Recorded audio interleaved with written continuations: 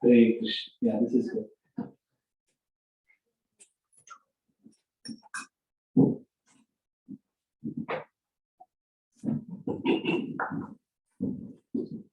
Hare Krishna, devotees. My voice is gone, but I'm just trying my best. Thank you for coming to Boston, devotees. I mean, like, we were waiting for so many years for you to come to Boston. So at least we were so fortunate that you came today.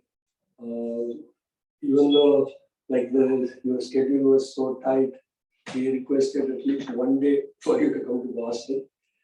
So Vraja Bihari Prabhu, known as Venugopal Acharya, is a full-time monk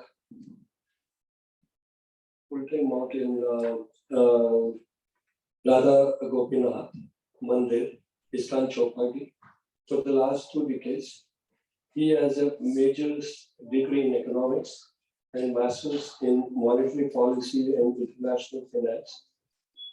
His Grace Vraja Das shares his daily reflections, meditations, and discourse on his website, www.yogaformodernage.com, with over 1,000 plus articles on his website, and talks on his YouTube channel. Acharya Continues to help guide the masses across borders through his social media. I'm so happy that he has come here. At least we will hear from him whatever he is going to give us. Thank you.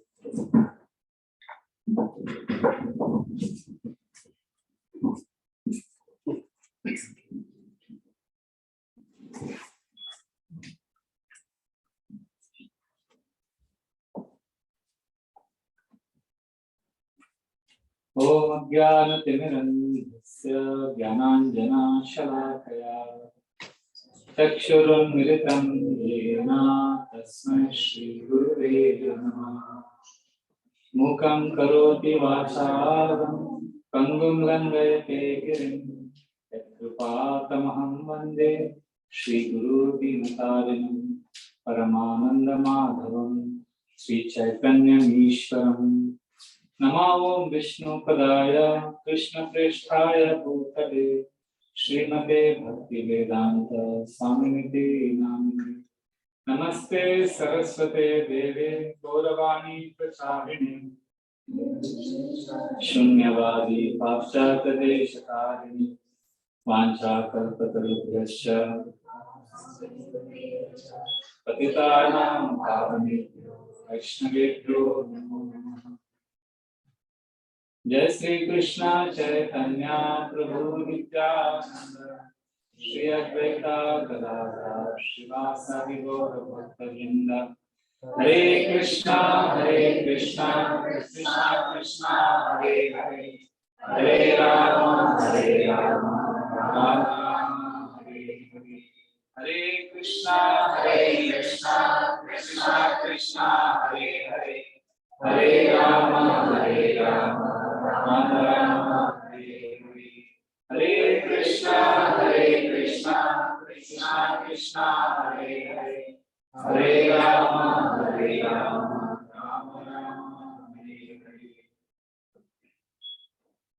Yonta pravishya mama vachamimam prasuttam sanjeevayata kila shaktidhara swadhamna Anyam Shahasta Charana Shravana Pragadi Pranam Namo Bhagavate Purushaya Tubhyam Katanchana Smrite Yasmin Duskaram Sukaram Bhave Vismrite Viparitam Sya Sri Chaitanya Namanutam Hare Krishna. It gives me great happiness to be in Boston. Today I was talking to Vaseshwar Prabhu and telling him how from childhood I was attracted to Boston specifically. I was discussing with him about the Walden Pond and how I grew up in college reading about Thoreau and Emerson and all those things we were discussing about their philosophy and all of that. But of course, I came to Krishna consciousness and I forgot everything. But yesterday, when I was seeing a schedule, I realized I'm going to Boston. And then now there are so many beautiful Vaishnavas there, seeing all of you. I'm feeling very grateful, very happy to serve you today. Thank you, Prabhu, for hosting me, Vaseshwar Prabhu and his family, and also Shetty Prabhu. He's from my village, he speaks the same language. And I'm feeling very connected with all of you, and I'm seeing that a lot of you are already practicing devotees. Is that right? In the sense of chanting, you know the philosophy. So if that is the case, then I have I can offer you three things. You have to choose one. One option I have is I can discuss Srimad Bhagavatam, about glories of Bhagavatam and how hearing Krishna Katha, what happens. That is one topic I could discuss now. Or we could have spiritual life related question answers. That is the second topic. Or we could have one exercise which will make you also think. It will be a little interactive. But at the end of this session, you will learn how we can actually appreciate someone. What are the levels of appreciation and how we can remember Krishna in our social situations. So these are the three topics I have to offer. Hare Krishna. Because we have how much time? Half an hour? Or what, how much time? Okay. So we have, so which topic would you prefer? Third, I think. Thank you. I think I pitched it well also. Actually, recently I did this seminar for our counselors in Chopati. In our all counselors meeting, we have once in 4 months, where all the leaders come. So I presented this and they liked it. So I thought, why not share that? Because what happens, you are living in a community, right?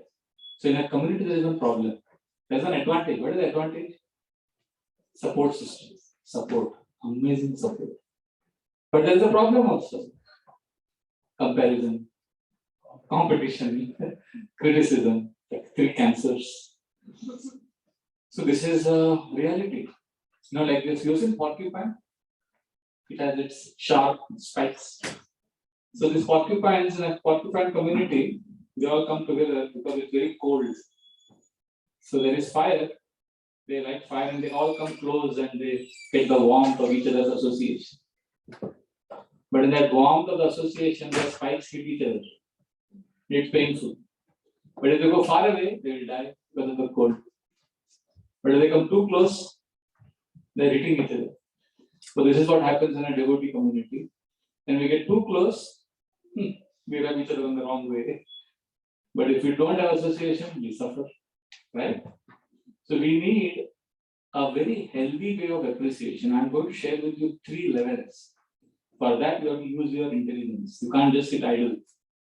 Is that okay? I'll make you work. I need kartals for that. Okay. So now the exercise, we are going to have 3 rounds, and all of you have to be really attentive. But it will be fun. At the end of this, I guarantee you that you'll be able to see Krishna in this community more often than earlier. You'll be able to see Krishna in your family. You'll be able to see Krishna in your spouse. It's possible. And it really works wonders. I've tried it myself. I'm going to share my own stories also. So you need to be attentive, you need to be open-minded and dive into it. Is that okay? Can we start? Yeah. Thank you very much for you are doing. No, I was Okay. telling my son. Okay, problem. So okay, so basically you're all ready, right? Yeah. Okay, so we'll begin like this. Appreciation of Vaishnavas is what attracts Krishna's mercy. I'm not talking about flattery. Flattery is the beginning of abuse. We're not talking about flattery. We're talking about genuine appreciation. So how do we do it? So the first round we will begin, and then you will understand what it is. So you will need a partner. So preferably the person next to you could be your partner. One of you is A, one of you is B. You have 5 seconds to immediately make a team. 2 of you. Hare Krishna. 1, 2, 3, 4, 5. Then everybody has a partner. Everybody should have a partner. There is no force, no compulsion, but if you want to learn this, you will need a partner. Or it could be 3 of you. If somebody is very shy, it could be 3 of you. One person can just watch. Don't waste too much time. Okay, start. We start. Okay, one of you is A, the other is B. Decide immediately. A, who is A? All A's, raise your hand. Okay. So other person is B, right? Okay. Now A and B, you know who is A and who is B. Now the first round. Listen carefully. I'm going to keep a timer.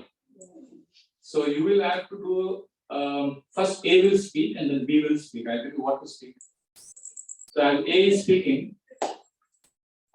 Okay, in the first round, till I ring the kartal, till I play the kartal. So when I start, A will start speaking. And when I play the kartal again, A will stop and B will start. Okay, so most probably 2 minutes I'll give for each.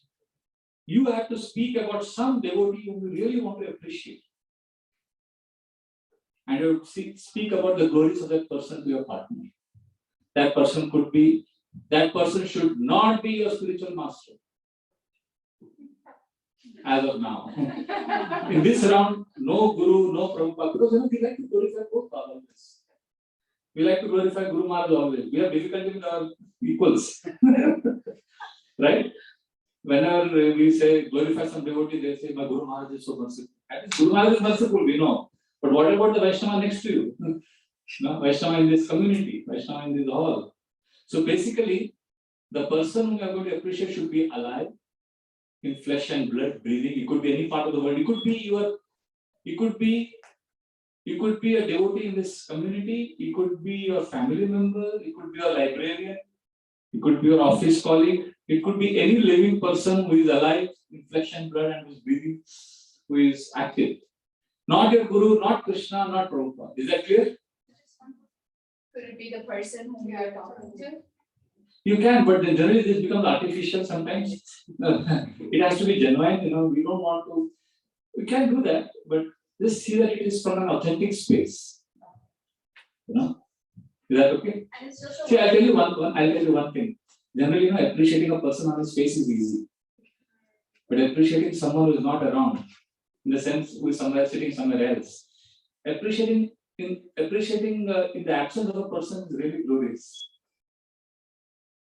Of course, we should appreciate a person on his face also. But generally we appreciate Prabhu, you're so nice and all of that. And then when he's not around, when I'm talking to you, I don't appreciate him. But if you can do that genuinely, that means I really love him. So see if you can. Is that okay? Okay, but the first round is very tricky. Listen to this. Now you know the rules. What are the rules? Appreciation has to be of someone who is flesh and blood alive. And second rule? Not Guru, not Prabhupada. Is that okay? But the main point is this, which I'm going to tell you now, and that is, in the first round, when you're going to appreciate a person to the other person, you may appreciate that person, but it is all about you. Listen to me, I'll explain. It's like, this devotee is so nice because he did this for me. This devotee is so nice because, so whatever, you glorify him for 1.5 minutes, 2 minutes, till I ring the bell. But it's all about you, how you got benefit from that person. Are you getting it? Yeah. It may appear a little odd, awkward, but for some people it's very natural. Some people appreciate other people only because it's related to them. And for some people, they never done that, but then it's a good exercise because see, sometimes people say, are we being selfish when we are appreciating it's only about me? Yes, we have to talk about somebody's good qualities in relation to ourselves also, because we are not Mayavadis, we are devotees. And also I've seen, devotees also go through depression in a community. I've seen many communities where very sincere devotees, their depression happens because we don't count our blessings. They're always lamenting, regretting. So when we learn to count our blessings, although it's all about me, but I'm counting my blessings, I'm counting all the good things that have happened to me from someone else. So therefore the first round is very important. Of course, we'll evolve in the second and third round, we'll go higher. But can we do this first round now? So as soon as I ring the bell, we'll start. Yeah, but yes. So, are we supposed to appreciate in relation to us or not appreciate? First round is all about me. Not Vraja Bihari Dasa. When I say me, I mean you. Okay, I'll give an example. I think it will make it clear. So what's your name? Sandeep. Okay, now let's say, imagine Sandeep and me are partners, okay? A and B. See, I was doing this round after playing the kartar. You know what I would tell him? Sandeep Prabhu, just observe me. Huh? This is what you are going to do. You have thought of a person, all of you, right? So, Sandeep Prabhu, I will tell you about my very good friend called Jigar. He's such a nice devotee, I mean, I really love him. I was with my mom during COVID. I got stuck in Udupi, in my hometown. And 8 months I had to take care of my sick mother. He left everything and he came over to help me. He cleaned up my house, he helped me in the hospital bills. He was so nice. And he always gets me nice prashadam. He's such a good person. Are you seeing what I'm doing now? I'm appreciating him, but all the appreciation is centered on me. It is not the best, but it is very good. Are you getting it? Can you do this? Can we start? Sorry? That's what we generally do. Generally we do that, but we'll take it higher. But we have to go first for the basic. Wait, can you start now? Yes. Don't ask too many questions, just start. No, all may be the same person. You like someone else, the other person like someone. Is that okay? Can we start? Yes.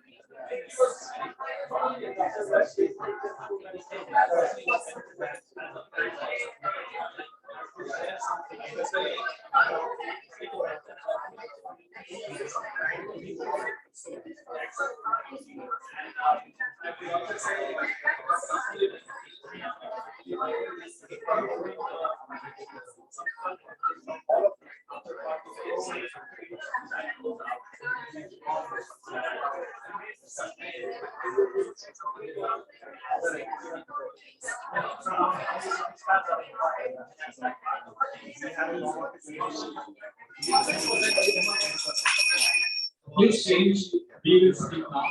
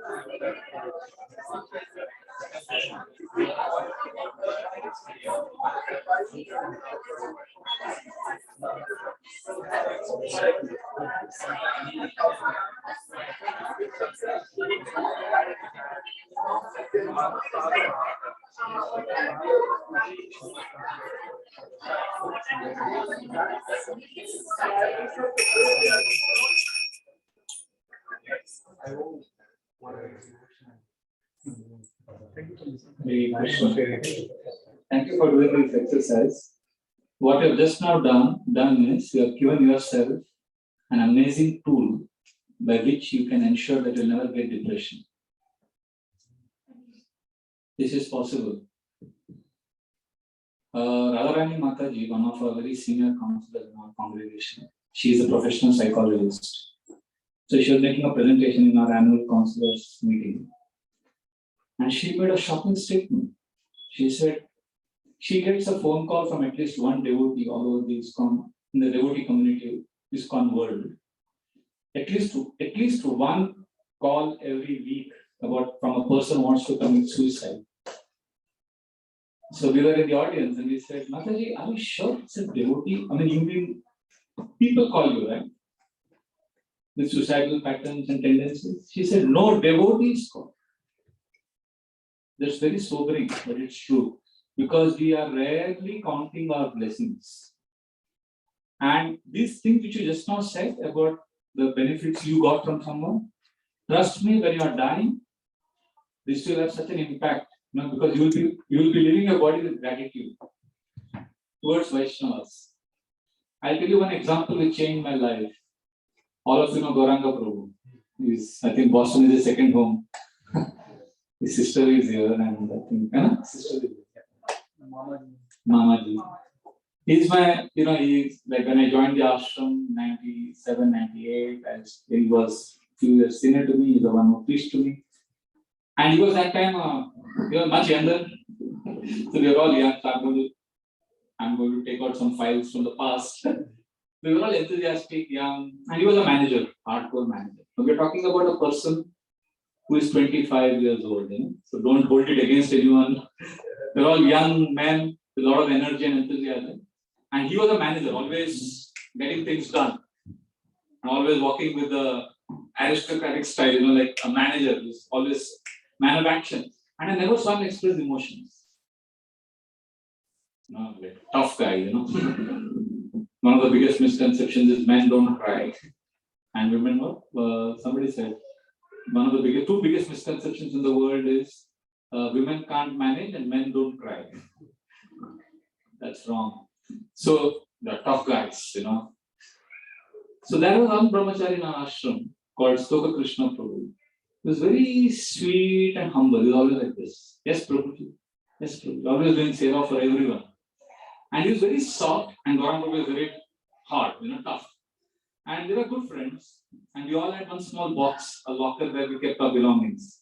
So I would see and Stoka Krishna Prabhu, out of his affection for the brahmacharis in the ashram, he would every day stitch. If anybody's kurta got torn or button got broken, he would stitch it for them.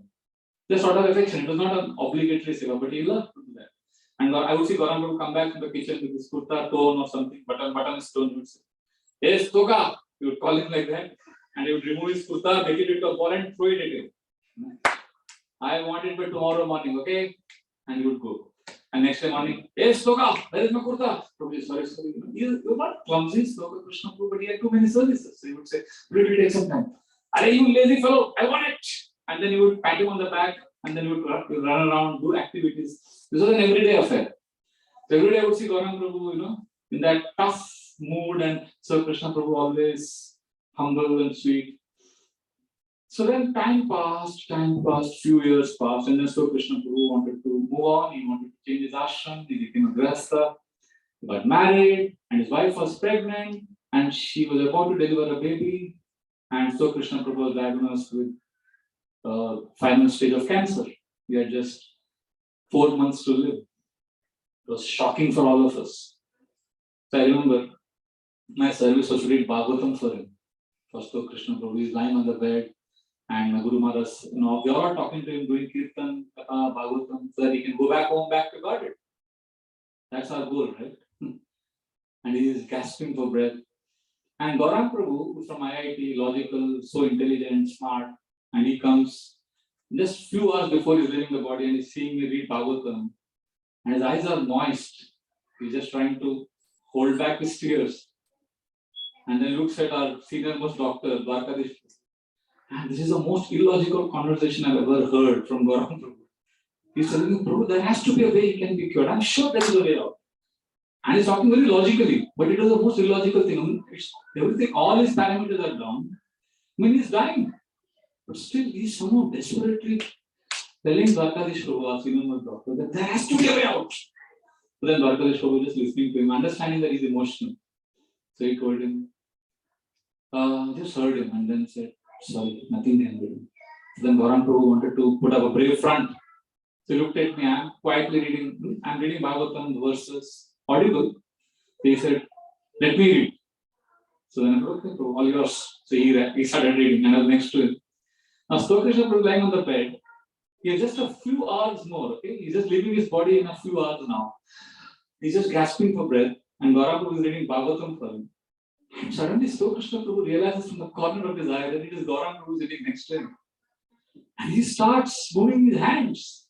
And Gauranga Prabhu says, "Kya ho gaya isko?" Gauranga Prabhu thought he's not leaving his body. "Kya ho gaya?" I said, he's trying to say something.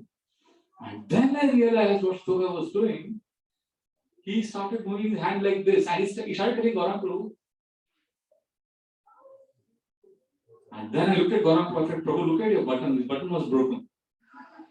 I said, he has seen it and he wants you to give your kurta to him. And then Stoka Krishna is nodding his head. And he said, you wanted to stitch his kurta in his last moment. He is now dying. He is leaving this world. But he has not forgotten his service to Gauranga Prabhu. And then he said, so Gauranga Prabhu just couldn't take it. He just broke down like a baby. Of course, he tried to remove his kurta. Basically, he became clumsy and disoriented. But I realized after this whole episode, and then Guru Maharaj came, we chanted, and he left his body. But I was thinking, such an apparently ordinary thing, just stitching kurta for a devotee in the ashram. Just a small thing. But when we are dying, because he had this gratitude in his heart, Gauranga Prabhu had this gratitude, and so Krishna Prabhu also did it with so much love and affection. This became so meaningful during the last moments. So we can't discount humanity and human emotions just because we are Hare Krishna devotees. So I learned that if I am grateful for even the small thing, I know some devotees, they are saying, Prabhu, I also felt it. It becomes a drag. It becomes cliche when you keep appreciating the same thing. Like I do journal writing every day. I find it boring after some time to just keep thanking my parents every day. Like, I thank my mother for the something it becomes monotonous. So what I have devised a very amazing technique, which has helped me tremendously, which is I call a fresh gratitude exercise. Which means not being grateful for the same things every day. Now I express gratitude to my parents only once a week. But rest of the week, what I do is I do what is fresh gratitude, which is connect with what has happened to you in the last 24 hours. What am I grateful for in the last 24 hours? What I really want to appreciate, which has happened in the last 24 hours. It could be something silly, okay? It could be something like, today I had excellent paratha and karela sabzi. I never liked karela, but I ate so much karela. Wow. You may say, Prabhu, but isn't this mundane? Are we supposed to appreciate and thank for karela sabzi and pizza and, even we're supposed to be thanking Krishna for pure devotional service? Well, my simple understanding is, it is better to remember Krishna for ordinary things than to forget him in pursuit of the extraordinary thing. We are pursuing something extraordinary and we forget Krishna. Better to remember Krishna for something ordinary. Let us begin our remembrance of Krishna with where we are. Is it clear what I am saying? For the first round, congratulations, you have done it very well. Now it gets a little tougher, but it is more fulfilling. When you come to the third round, you will see that it is more difficult, but it is most fulfilling. Second round, you will appreciate the same person. That again will be 2 rounds, okay? Same person will appreciate, but you will appreciate that person for who he is, for his qualities, independent of you. Is it clear? Which means you don't live in this. Imagine you are not existing in this world.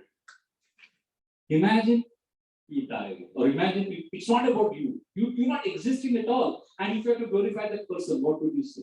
That you are from the heaven, you are observing him. You never came to earth, but you've seen him. Are you understanding what I'm saying? This is very deep. This is good. You are going to touch a higher dimension of happiness now. Because the message we are sending to Krishna now, the message we are sending to the universe by this exercise is, there is more to life than me. Are you getting it? This is a very profound point.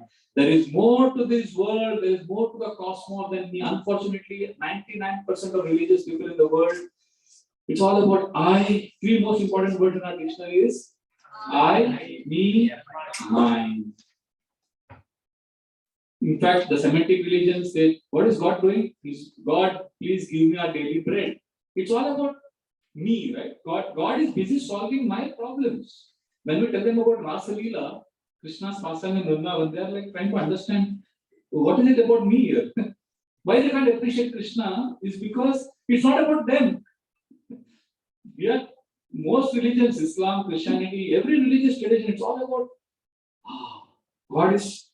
We tell them Krishna is the Supreme Lord. He is enjoying his pastime whether you are existing or not. The day we start asking, what is God doing when he's not busy solving my problems? That is the day our bhakti begins actually.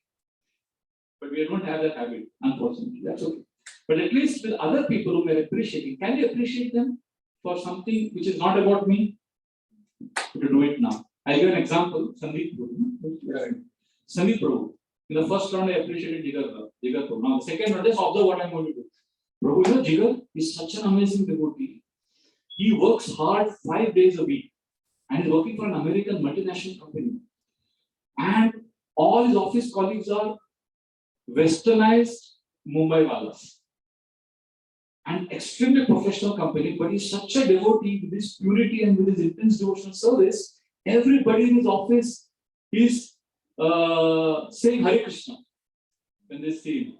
In fact, when they're talking to each other about some lady colleague or somebody else, they call them as Mataji. That is his power. So it's not a question whether it is right or wrong. I'm just saying how he is so influential. And he loves to serve his mother. He doesn't eat any outside food. He's such an amazing devotee. His mother cooks every day breakfast, lunch, and dinner for him, and she packs it for him so that he doesn't have to eat from outside. So what he does, he reciprocates with his mother. Saturday, Sunday, he treats her like a queen. He doesn't let her do anything. He cooks for his mom breakfast, lunch, and dinner. Saturday, Sunday, he takes her out.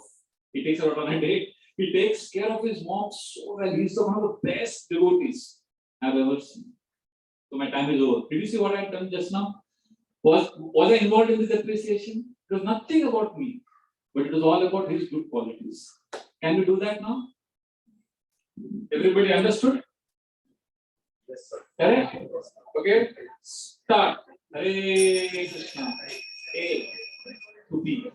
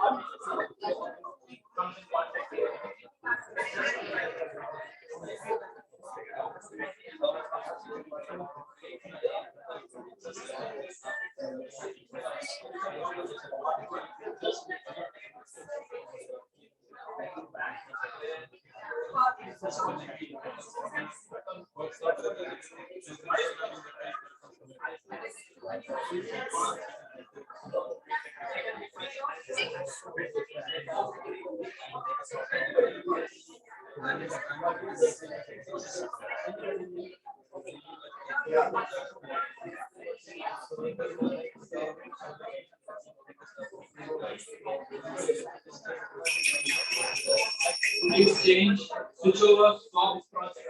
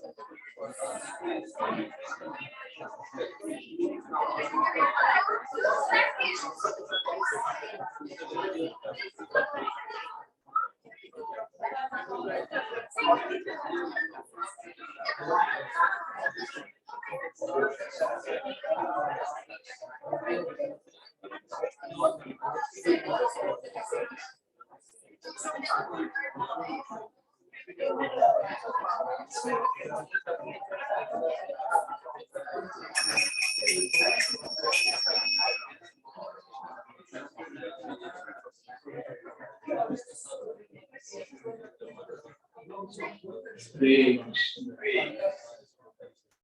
You can do this eternally after the. You do it regularly, and when you meet devotees, you can do this. Once in the kitchen, one of our brahmacharis cooks breakfast for us. So during the Shringar darshan, though in the we were standing and taking darshan, and I don't know for what reason, I just held his hand. And I said, Prabhu, what a breakfast you made today. It was so tasty. I enjoyed three times I took prasad. He had made some upma and something rasam. And so good. And I was appreciating, he was like, he felt so happy. He said, Prabhu, because, it's not easy to please brahmacharis. And prasadam is a thankless job. Those who cook prasadam every day, they know. When you cook a great feast, you don't get so many compliments, but there is some mistake. It's like a goalkeeper's job, right? It's a thankless job.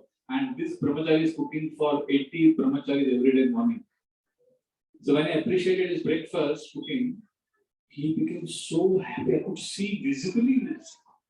Generally the morning program, they're like every day it sometimes become mechanical, boring. Suddenly his face lit up. He was glowing just because that appreciation was genuine. And at that moment, Krishna inspired me to take my appreciation to the next level. I said, Prabhu, because I realized I was appreciating this because I enjoyed the prasad. But then I realized, let me forget myself, let me talk about him. I said, Prabhu, you are a doctor. I mean, you could be earning millions of rupees, every year. And he was one of the best students in his medical college. His medical college was one of the best in India.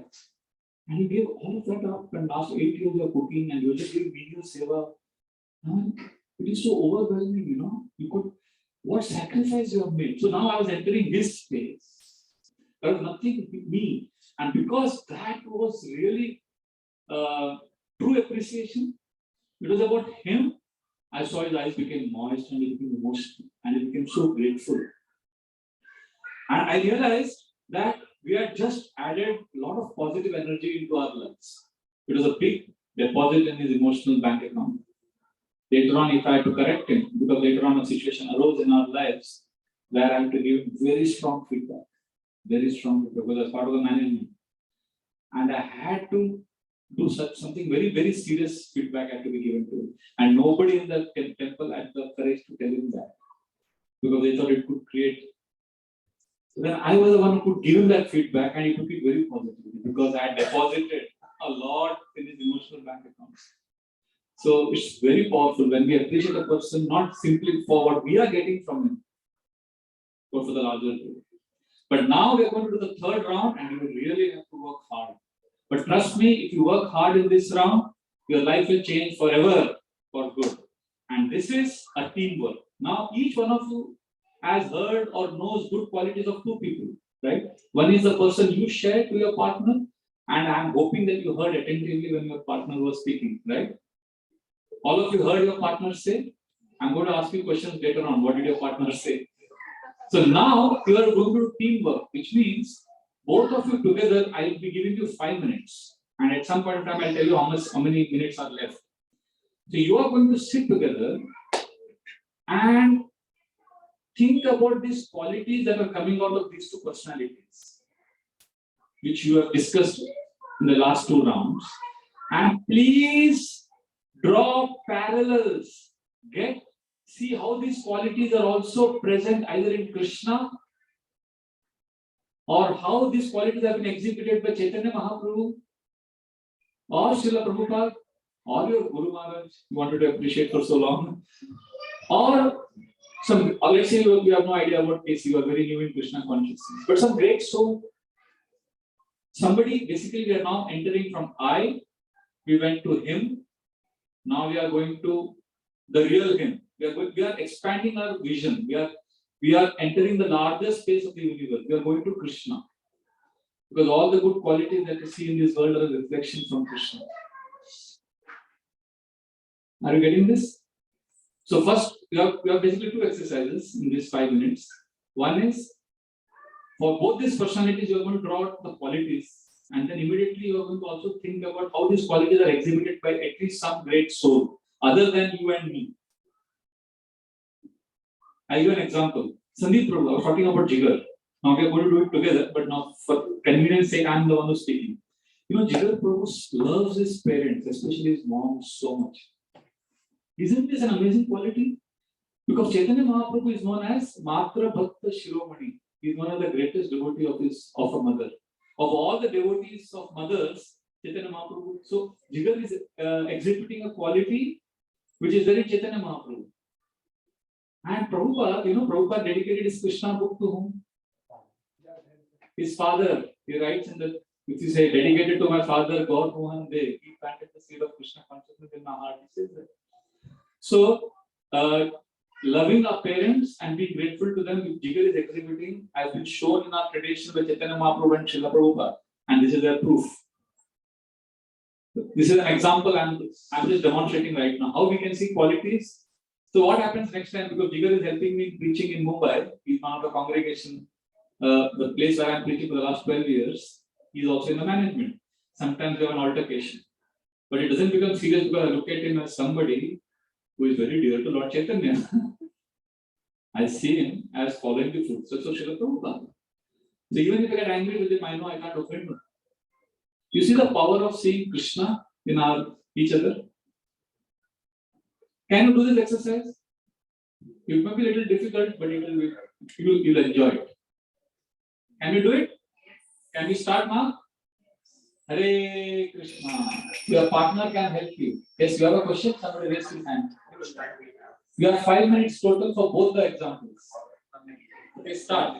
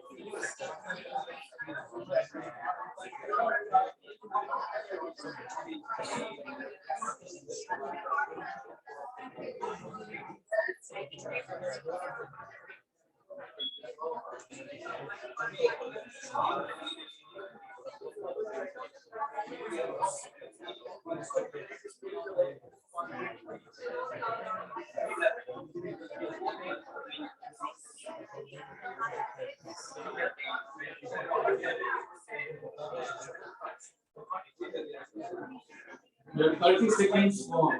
30 seconds.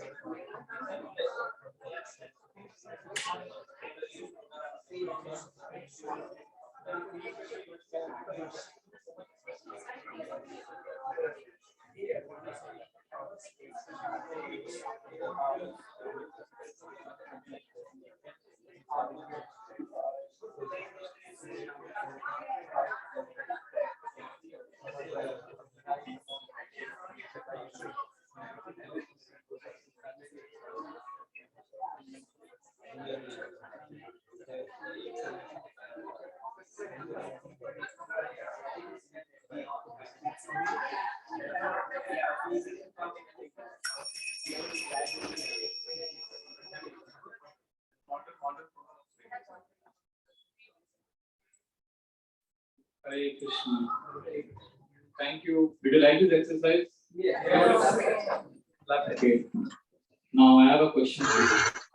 You were doing this exercise. You must have heard your partner speak, and you were also speaking. You must have. Is there something that really struck you about the person, either about the person you were appreciating, or when you were hearing about the appreciation of another person? Is there something which you never knew or which you could never connect earlier, but thanks to this exercise, now you're able to see that person in this new light? Is there anything like that that you realized? Anybody would like to share? We just take 2 or 3. Anything that was striking to you when you were doing this exercise? Hare Krishna. Yes. I actually had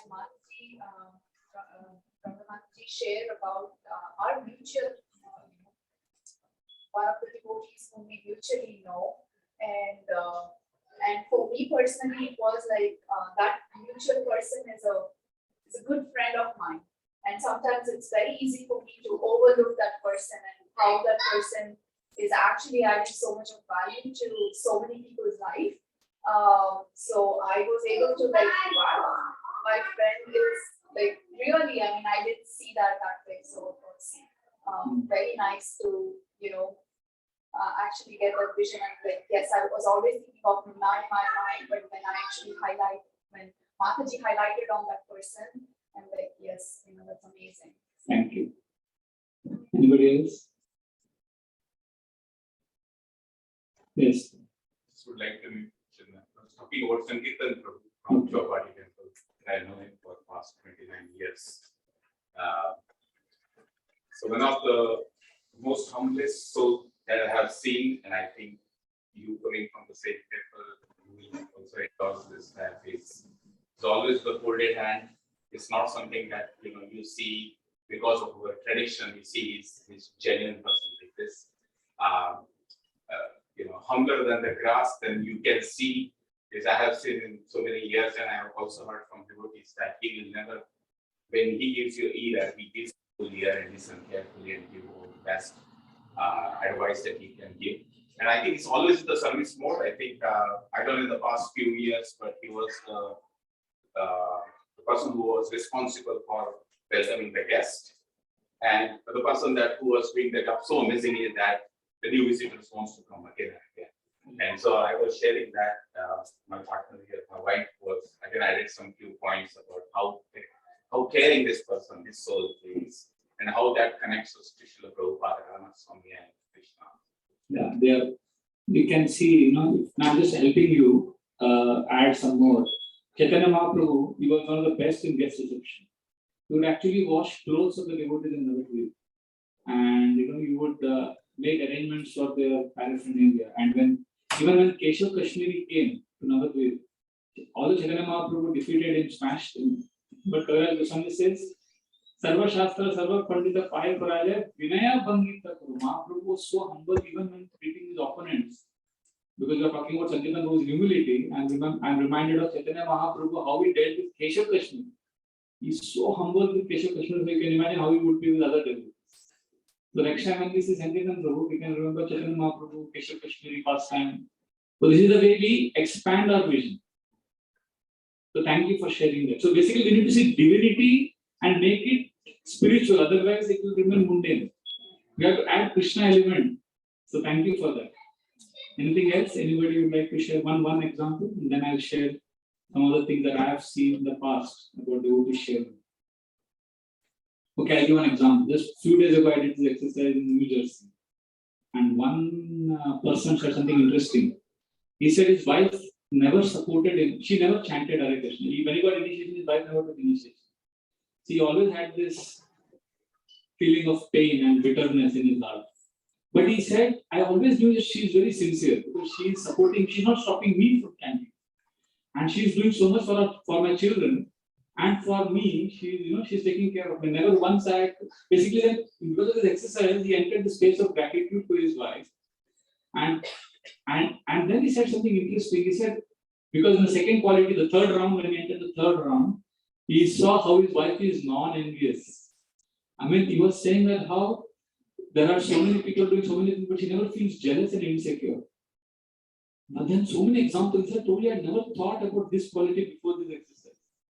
So next time, if I have some issues, I'll remember this good quality that I've never seen her express jealousy or envy towards anyone. Now, isn't this amazing? And then to help him see divinity, I told him that very day, just before the program, I had heard on Prabhupada's class. Prabhupada is saying about accepting authority. He's speaking about Lenin, Russia people accept Lenin. Everybody accepts some authority. Like you all have accepted me as authority. And our Gaur Sundar, now this is a side story. Gaur Sundar was one of Prabhupada's disciples. He left Prabhupada and he became Siddha Swarupananda Sannyasi. And he started his own group. And he had his followers. Now generally, if somebody leaves me and kind of rebels and starts his own thing, I would see him as a competitor. And I would be envious or insecure about him. But Srila Prabhupada so nonchalantly is saying in that class, everybody has to accept authority. So people have accepted Lenin, you have accepted your John F. Kennedy, and you all have accepted me as authority. And our what is his name? Gaur Sundar Sannyasa, Siddha Swarup, he has his followers, they have accepted authority. So Prabhupada is mentioning very nonchalantly about his own disciples who have gone away. And he's not saying he's a brilliant, he's so cool about it. So the point is, we can connect how our acharyas also have been non-envious. This is one example. And on a lighter vein, for the consular group, when I was doing this seminar, one Mataji, she raised her hand. She said something very funny. She said, Prabhuji, thanks to this exercise, I'm able to appreciate my husband more now because he had some intuitive power. He would tell me I have strong intuition and he would tell me not to go for certain social gatherings or certain programs. And I would argue with him, why not? And sometimes he would say, no, I'm telling you, don't go for this program. And then I would come back feeling either disappointed or disturbed because of some issue that would happen. So she said, in the last 1 year, 4 different times what he told me, it turned out to be true. He said, you can't handle it. I know you very well. You can't handle this program. Don't go for this program. And then I would argue with him and then I would go, nevertheless go ahead and then come back feeling. And then he would tell me, see, I told you. And I used to get angry with him for, he was right, but I would get angry with him. But because of this exercise, I'm able to appreciate him that he was right in the last 1 year. And I'm able to see that he has intuitive power. And in the third round, Prabhuji, I realized my husband is like Lord Shiva who told, no, not Parvati, Sati. So, like Shiva told Sati to not go for Daksha Yajna, my husband. So next time when my husband tells me like something like that, I will remember he is Lord Shiva.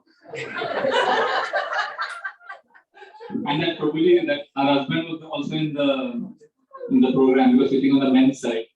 He raised his hand. He said, thank God, I am happy that my wife is going to see me as Lord Shiva because I have always seen her as Durga only. everybody laughed. It was funny. So, jokes apart, what this exercise does on a deeper level is it helps you to add intense Krishna consciousness in your appreciation. Like this brahmachari, remember I was telling you about, he cooked nice prasadam and then I appreciated him. What I also did was, as I appreciated him and I saw his eyes became moist, and then after the Guru Puja, I held his hand, we went out, I told him, Prabhu, it's amazing, isn't it? This prasadam thing. I mean, everybody is getting prasadam. We don't have a family, we don't have an income. But still we're getting nice prasadam every day. Oh, Krishna is providing. Prabhupada says Krishna provides food for the ants in your room and the elephants in Africa. So then we were entering that space about how Krishna takes care of all living entities, providing food. So we were entering a bigger space. Are you getting this?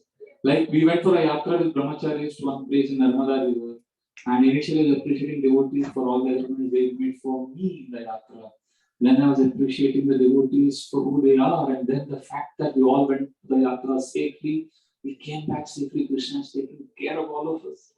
So the point is, we need to expand our vision. That's the point. Is that clear? I'll tell you one story. See, before that, Guru Goswami says very clearly in the 11th canto that you can preach Krishna consciousness only if you can see Krishna in the heart of living entities. But he says it's very difficult to see Krishna in the heart of other living entities unless you start seeing Krishna in the heart of devotees, with whom you are living, with whom you are serving. So if you can't see Krishna in the hearts of people you are living with, how will you see Krishna outside?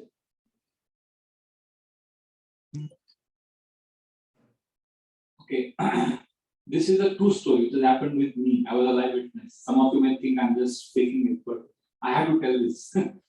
When I was in 2014, 15, I was doing youth preaching. And one boy came to our program. His name is Chinmaya, Amakia, Gujarati. And in India, we have this culture when we preach to young boys and they are so excitement. We tell them, okay, don't immediately go and tell your parents that you came to Hare Krishna, you are chanting, because we are afraid that the parents may stop it. So he said, okay. But that boy went home and he called his father. His father was out of station for a business. And he called his father and told him, I went to Hare Krishna, they told me to chant. I specifically told him not to tell his father. And next day he comes and tells me, Prabhuji, I told my father, I told you not to tell him. But no, Prabhuji, it was so exciting, I told him.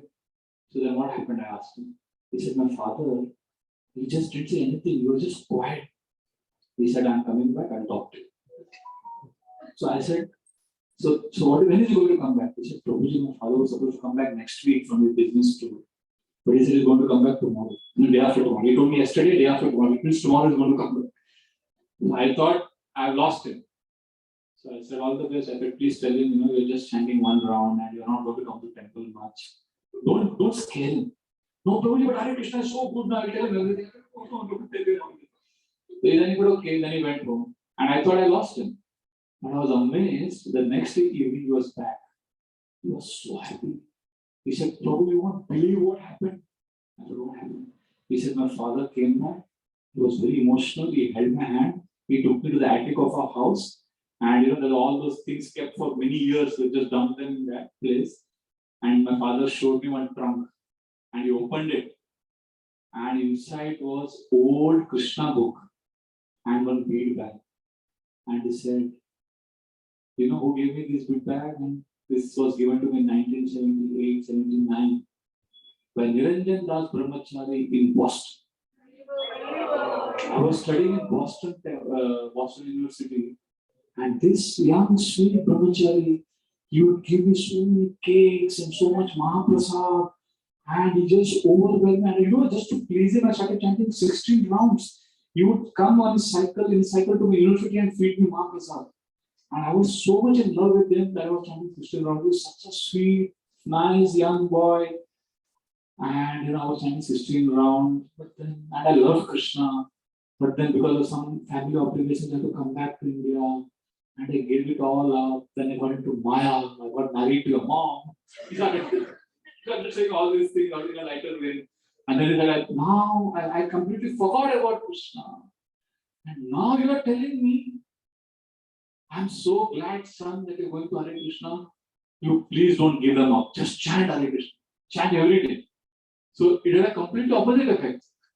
So then this boy is telling me, Prabhuji, you told me don't tell father, but good no, I told my father because I came to know my father was encouraging me. I said, that is very good. And then this boy tells me, so Prabhuji, my father was saying that, he was asking me, is that Niranjan Das Brahmachari still there? And is he still in Boston or where is he? Can we see him? Can we meet him or see him? So I said, and you know what a coincidence? Niranjan, you know who is Niranjan Das Brahmachari? Obviously, all of you know. His Holiness Niranjan Swami Maharaj was in Chopati at that time. But I told this boy, I told Chinmay Kanake, his father's name is Chetan Kanake. So I told him, you know what, we'll do a surprise to your father. Day after tomorrow is a youth festival. Every month we have a youth festival where 1,000 young boys come. It's called Prerna, where one special speaker speaks a topic, and there are all young boys, but there are some special guests who are not in the age group category. So I said, why not call your father as a special guest? So give him this invitation card, and he will be sitting on those seats for the guests. So and then after the program, we'll introduce him. He said, yes, but don't tell him that the class is going to be given by he's going to learn some now. We'll surprise him. He said, okay. He was excited, he was game for it. So he called his father, and when his father came and sat, I was the organizer. I was in the youth preaching that time. And I was only looking at his father and at the door from where Maharaj is going to enter. And at the right time, Maharaj entered the hall, and I was looking at him in his eyes, as if he recognized him, but not sure. His eyes lit up. He was not knowing what to do, what to feel. And then Maharaj began Radha Madhav's class. The whole time he was like his jaw had dropped, lower jaw had dropped, and he was just staring at Maharaj as if, I don't know, his big eyes like Jagannath. Just staring. So the whole class got over Maharaj had a rousing kirtan. And in India, we have a tradition. After the class and kirtan, generally people surround the speaker and they just talk to Hare Krishna. So then Maharaj was meeting everyone, and this man, Chetan Kanakya, walks up.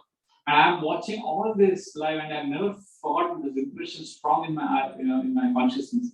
He walks, and so many people in front of him, all the young boys, and talking, and he's like start waving, Swamiji, Swamiji. And then Maharaj, I was shocked. When Maharaj looks at him, Boston? Maharaj, remember? They're from Boston. And this man, I was speaking moist, and he was like, yeah, you remember? And then Maharaj said, wait. And Maharaj did like this, wait. And then looked at him and said, Chetan. And Maharaj said, when Maharaj said Chetan, he didn't say the surname, he said Chetan. This, I've never seen any man cry like I saw him. He was crying like a baby, literally. He fell on the ground, he offered full dandavat. He was sobbing, literally wailing.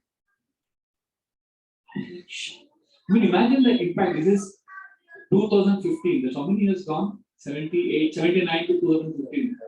36 years, right? 36. After 36 years, he's seeing him.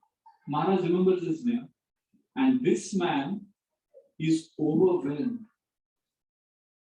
And now he's chanting every day 32 rounds. Because he says, I want to make up for all the lost years. So why this pastime is permanently placed in my heart is because how could Niranjan Swami Maharaj remember him? Because now you tell me honestly, what this man gave Maharaj as a young brahmachari when he was preaching, what was Maharaj getting from him? But Maharaj was able to give him everything of himself. And he saw Krishna in his heart. He saw a spark, a spirit soul. Only when we can appreciate someone, we can actually give our best. Only then we can create such an impression in somebody's heart. Without appreciation, you can't preach. If you're only looking at faults and inadequacies of people, you can't preach. So I'm not saying we can't do management. I'm not saying we shouldn't find faults. I'm just saying we need to have a culture of appreciation. I would like to end with one very important, we'll have some questions, but I would like to end with one small section from Chaitanya Charitamrita about this concept. And then maybe you can ask some questions if you have time. So, who has experienced the highest amount of ecstasy for Krishna ever in the history of mankind? Nobody before Chaitanya Mahaprabhu and nobody after Chaitanya Mahaprabhu has experienced love of Krishna. In fact, Chaitanya Mahaprabhu's ecstasy will be so much, so much ecstasy that sometimes you don't get up for Mangalarti. Like we don't get up for Mangalarti for a different reason. Mahaprabhu would not get up because Ek din Mahaprabhu Pariya Chain Shayan Krishna Rasa Leela Kare Dekhila Swapan. You would only be seeing Rasa Leela of Krishna. So you would be seeing Rasa Leela so much that you wouldn't get up. And that what a reason not to get up in the morning. How many of us are able to see Krishna, the Rasa Leela in our dreams? And then Mahaprabhu not only was seeing Rasa Leela, Kaviraj Goswami says, Tribanga Sundara Deha Murali Vadan Pitambara Vana Mala Madana Mohan. Mahaprabhu is seeing Krishna in Tribanga Sundara form, Murali Vadan, Pitambar, yellowish garments, and Madana Mohan, enchanting Cupid. So this is what Mahaprabhu is seeing in his dream. Okay, so Govinda wakes him up. Govinda is Mahaprabhu's servant.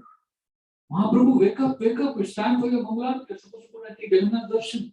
And Mahaprabhu is running to see Jagannath. And Mahaprabhu is seeing Krishna. Kaviraj Goswami says he is in such ecstasy that he is seeing Krishna in Vrindavan everywhere right now. For him, as he is running to see Jagannath, he is seeing Krishna of Vrindavan everywhere in Jagannath. Can you imagine what is his consciousness? And he is seeing all this and is standing in front of, and he runs to see Jagannath. But Mahaprabhu had one special quality. He would never go right in front of Jagannath to take darshan. He would stop at one particular point. You know where? Garuda Stha. He would not go beyond Garudji. Why? Anybody knows why he would not go beyond Garuda to take darshan of Jagannath? No. Because Chaitanya Mahaprabhu thought, I am not a devotee. Garudji is a devotee. So, if I am behind Garudji, Jagannath will see all the devotees. Jagannath will see Garudji. And then he will see who is this next to Garud. Oh, let me give him also mercy. This is the mood of a Vaishnava. Although in such deep ecstasy, Mahaprabhu is seeing himself not qualified to come in front of Jagannath directly. And he's holding on to Garudji and taking darshan. And what happened at that time? One old, insignificant Odia woman, she is coming to temple every day, and she is so much in ecstasy of Jagannath, she starts running. Jagannath! And she climbs on Chaitanya Mahaprabhu's shoulder and holds on to Garudji and takes darshan of Jagannath. Now, this is not what you do to a sannyasi. You are not supposed to climb on a sannyasi's shoulder, and that not a woman. A woman is climbing on a sannyasi's shoulder and taking Jagannath's darshan. And Govinda, Mahaprabhu's servant, is shocked. He grabs that lady, pulls her down and says, "You stupid lady, don't you see the sannyasi, Mahaprabhu Chaitanya?" But that lady was, of course, a sincere devotee, and she comes back to senses. She realizes what she had done.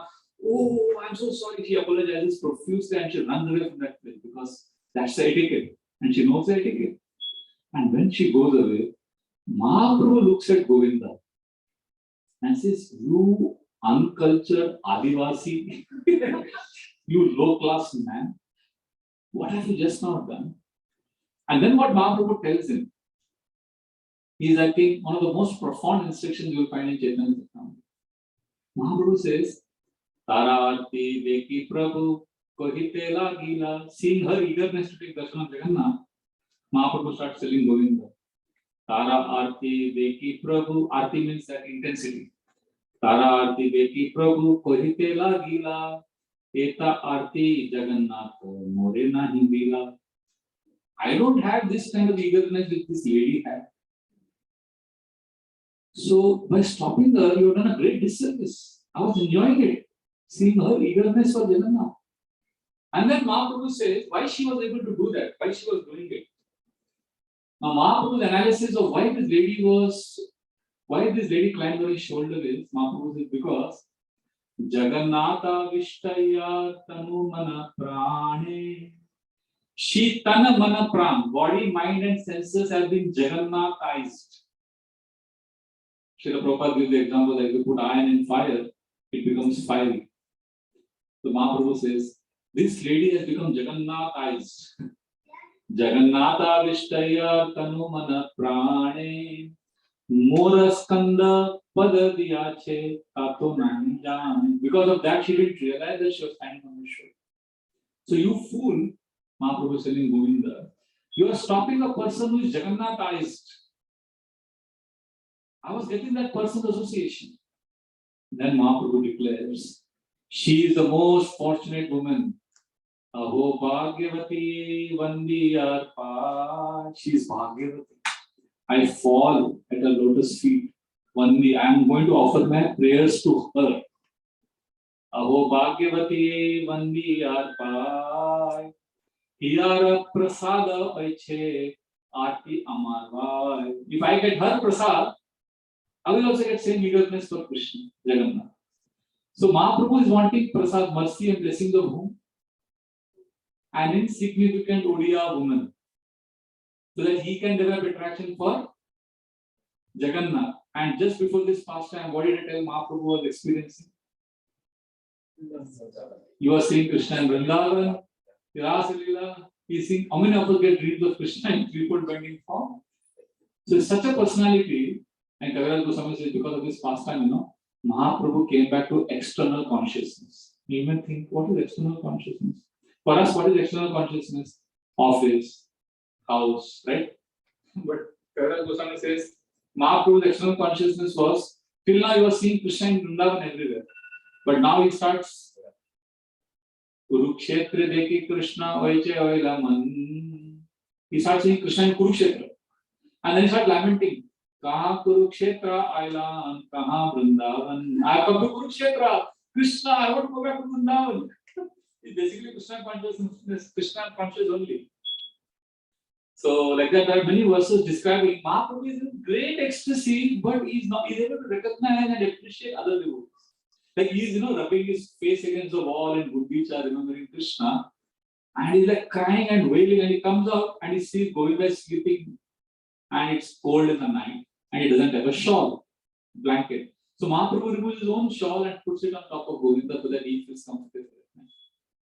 Generally, we think if I'm in ecstasy, I have a license to push others and pull others and do what I want because I'm after all an ecstatic devotee. I didn't realize I was in ecstasy. But Mahaprabhu is in the greatest ecstasy, but he's sensitive to put a shawl on Govinda. He is able to appreciate this Odia woman. So sensitivity towards other Vaishnavas and able to appreciate them for who they are is extremely important if you want to experience Krishna in our lives. Hare Krishna. I'll pause here. There is some time for question. Hare Krishna. Thank you very much. Hare Krishna.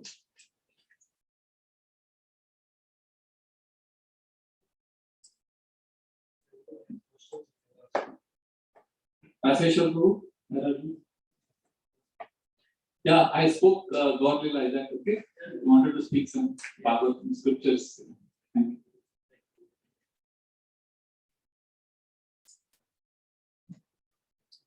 Yes.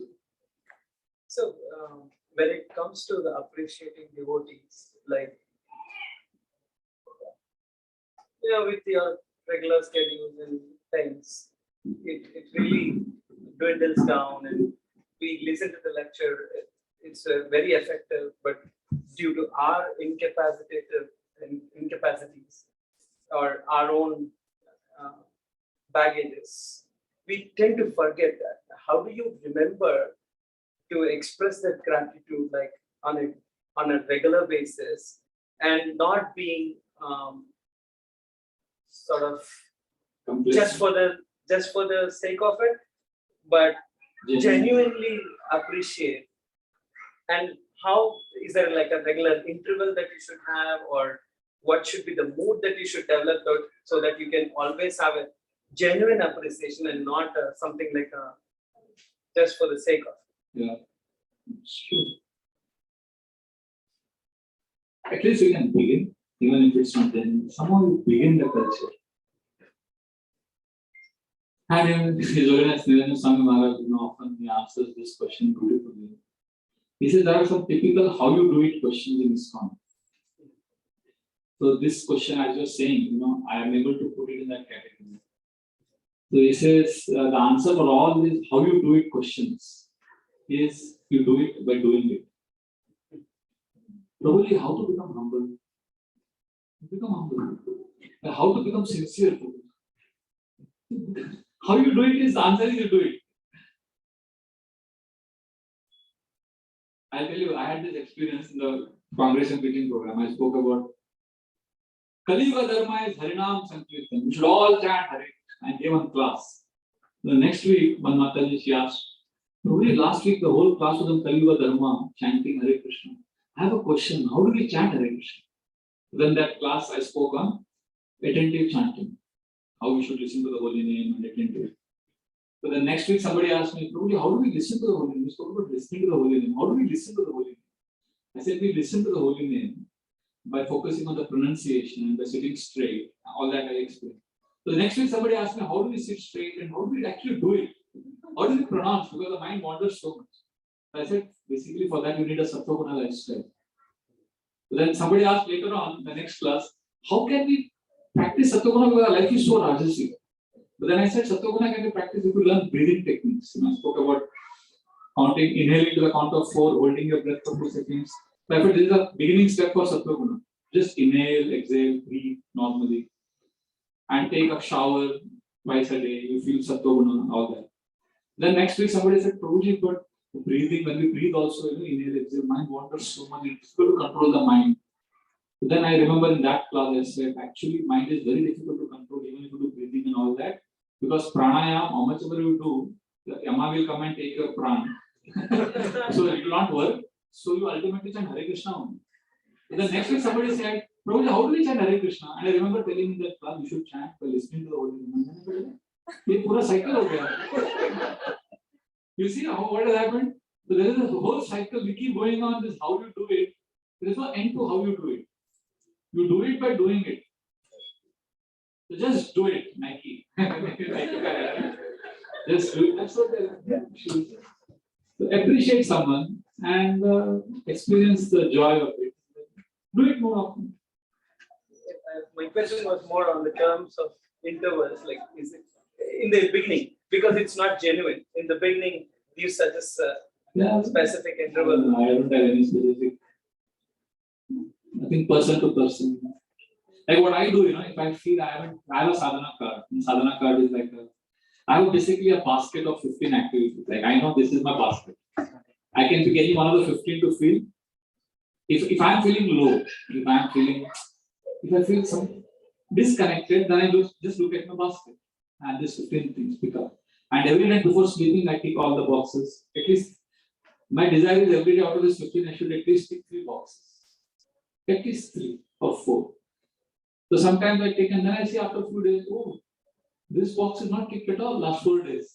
I haven't appreciated anyone. And then I take out my WhatsApp, my phone.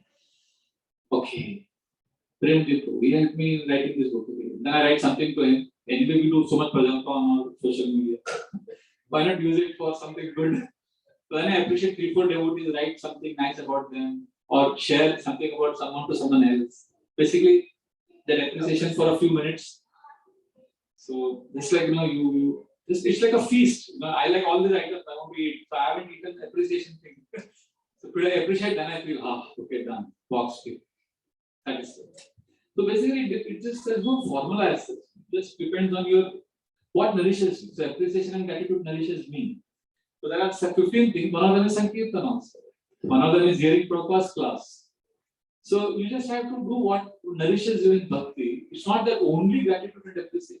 See, it's not that you can't become a ritual then. It has to be there has to be some spontaneity also. You can't just say, okay, sit down, I'll appreciate you now. It just won't happen. It has to come. Appreciation actually means service. When you serve someone, you develop affection. Because when you're serving someone, you're giving some part of yourself to that person. Because we all like ourselves. So when I'm serving someone, that means I'm giving some part of me to that person. Because I'm giving time, I'm giving energy. My time, my energy to that person. So that means something of you has gone there. That's why you start liking that person. So if you want to really appreciate someone, like someone, start serving them. So when you serve and then one day you appreciate. Like I was with one devotee, Prashad, one for Prashad to one devotee's house. It was so sweet. This Prabhuji and his wife have been married for 35 years now. And I had done this exercise. After this, the next day was lunch program in Prabhuji's house. And he said, "Oh, yesterday's exercise was so good." And then he looked at his wife, she was serving prasadam for both of us. And he said, not a single day in my life, she's not given me dabba for prasadam. Every day, even when she's sick, he started appreciating her so much. And it wasn't planned, it was not okay, because that exercise was planned, it was systematic, 2 minutes, alarm ringing, all that. But there in that lunch table, he just went on. And then I went, Mataji, he said, even when you're sick, you cook for him. You wake up early in the morning and cook prasadam that he can take it for his office. How can you do it when you're sick? What goes on in your mind when you're sick? Don't you feel like taking care of yourself? So then she's saying, I get scared, that he will not eat anything. So the whole kind of the conversation they were having, I was just triggering them. So much energy, so much positivity came out. It was not planned. So there is some spontaneity that you need in life to make bhakti relation. Sadhana card, tick, tick, tick, 16 rounds done. So these are all done, but there has to be something sweet also. So see if that happens. Otherwise, it can become a drag. Like Solar, I think devotees standing 16 rounds, more than the japa beats, they're interested in the counting beat. So it all becomes a drag. Okay, I have to appreciate 3 devotees today. Okay, Guruji, I appreciate you after the nice devotee, Hare Krishna. So it becomes, it's not going to be with the. So just see what nourishes you in bhakti. I have by Krishna's birthday recognized that there are 15 things that gives me sanity, keeps me stable. And one of them includes breathing. General writing is also one of the 15. And morning walks, yoga is one of them. So basically, whatever nourishes you, it could be 10, 5, 15. And it's a basket, it's like a menu, it's like a feast. One day you have khichdi, one day you have pizza. So you have some of it every day. You will be happy in Krishna consciousness. You will not appreciate every day everyone. Am I making sense? Yes. So take bhakti little, have some flexibility and spontaneity also. Except for initiation vows, of course. The vows have to be fulfilled. Thank you, Hare Krishna. Yes. Sorry, but just like a tangent from this. I feel like sometimes, with appreciation, like, yes, even if it's genuine, it's great. But would you suggest that if you're actually really grateful to someone, you would show it in action? I feel like sometimes it's a lot of lip service. How would you suggest, as devotees, we do that? I'm glad you asked this question. If you remember, I just mentioned to him, service is the foundation of appreciation. And I'm living in an ashram where we have 75 people and all from different cultures. Not all of them like to appreciate, but they show their appreciation by service.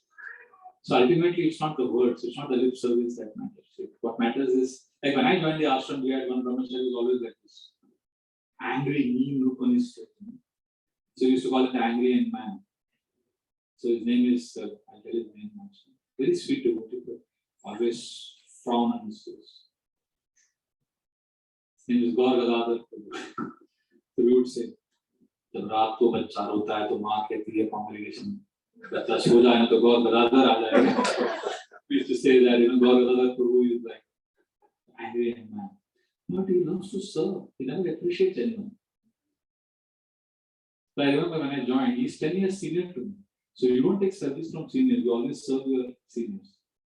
So I would look at him, I knew I have to avoid him because he's a mean fellow.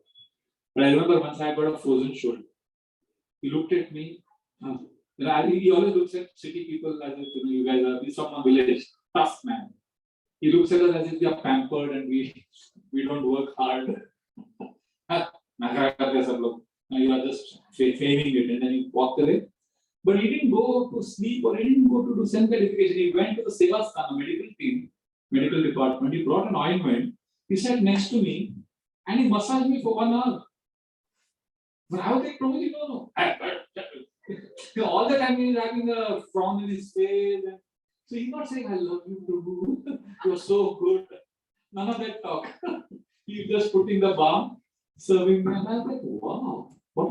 So what happens, many times we have this very concocted definition of love and appreciation. And whoever fits into that, we think, oh, he's loving and appreciating. But somebody may love you according to his definition, right? And we need to be mature enough to see that. There's one brahmachari in our temple, he never appreciates me for my class. Because when we give class, the congregation don't appreciate. And sometimes congregation do one Grahastha is very nice class. I appreciated it. He said, Prabhuji, you appreciate my class, but my wife never appreciates my class. So I said, our brahmachari don't appreciate our each other's class. Don't worry. In fact, when I give a class, it is good. This brahmachari friend of colleague of mine comes and tells me, great class, man. You ended on time. That is great. So his definition of good class. He has never appreciated me. Never. But when my father passed away in 2011, I was in Badrinath and I had to rush back to South India and I was completely disoriented and I had to manage so many things. And I was amused and amazed. This guy who never appreciates me ever in the ashram. Every day, during those days, we didn't have cell phones, smartphones. We had a small phone. He would call me in the morning and evening. Every day. So, Bridgeway, what is happening? I said, yeah, man. How's your mom? Is she coping up? He's like, no emotional talk. Because he can't. So you need anything? Okay. Shall I send something from here? Okay, I'll call you in the evening. And keep the phone. Poor fellow, for whatever his social skills are like that. Isn't he loving? Isn't he appreciating? Isn't he grateful? So we need to understand that beyond the cultural aspects, ultimately it boils down to an attitude of service. Like I'll just end with this one last example. In our ashram, we have people from different cultures. We have one Punjabi devotee. Punjabis are expressive people. The smallest thing they jump and they dance. And there are some South Indian Brahmins who are like very conservative. They come from a background where they don't express emotions. So I was a counselor for many years. I've seen this Punjabi devotee in the Guru Puja. He's not only dancing wildly, he pulls everyone and sometimes beats them in the back. He's just loving. But this South Indian devotee who likes to be in the back, he thinks this Punjabi devotee is very snobbish, arrogant, show off. And this Punjabi thinks that this fellow is so unsportive. And both of them complain to me about the other. So this South Indian fellow tells me, Prabhuji, look at this devotee. Can you imagine, Prabhu, he pulled me in the kirtan in front of everyone and he hit me so hard on the back. What an arrogant fellow he is. This is what the South Indian devotee is telling me. And when I confronted this Punjabi devotee, you know what he tells me? Prabhu, but I did that because I love him. And that's the best way I could show him. So when he makes fun of somebody in public, he thinks he's doing this because he loves it. And the South Indian devotee feels slighted. He feels victimized. So it's crazy, we have such cultural backgrounds, different backgrounds. We need to go beyond all of this. So I'm glad to ask this question. This is giving me a chance to share all this. Because appreciation is not simply lip service at the end of the day. It's based on service. But also because, sometimes we serve a lot, but even in the best of families, if you keep serving, but you don't tell your family that you love them, that also, people say, okay, I know you're doing so much, but you should say expression is also important. So just for that reason, we did this exercise. But this does not absolve you of the responsibility of cultivating the right attitude, because ultimately it's not the words that matter. People don't care. What is it? James John Maxwell. People don't care how much you know, they want to know how much you care. So it all boils down to your attitude. Is that okay? Thank you. We'll stop here. Anything else? No. Any last? It's already 9:15 now. I can stop. We have an office. We are working late. Thank you very much. Hare Krishna. Srila Prabhupada ki jai. Thank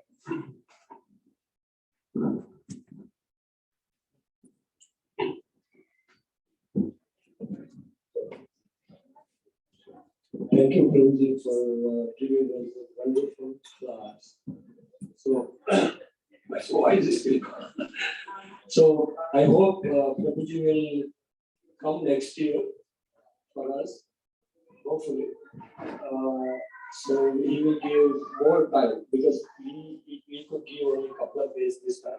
But hopefully, he will come and give us more time. Thank you, Prabhuji, for coming. We have our temple president. Oh, sorry. Prabhuji, come here.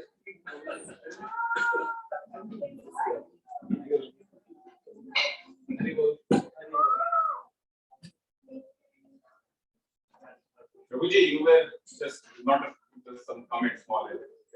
You were talking about how to and like how to mechanism. So what we should do so we can have more association of pure devotees.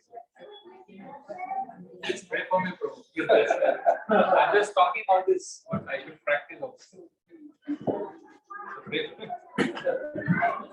So one of the easiest services is to speak about this. You are practicing it. Hare Krishna.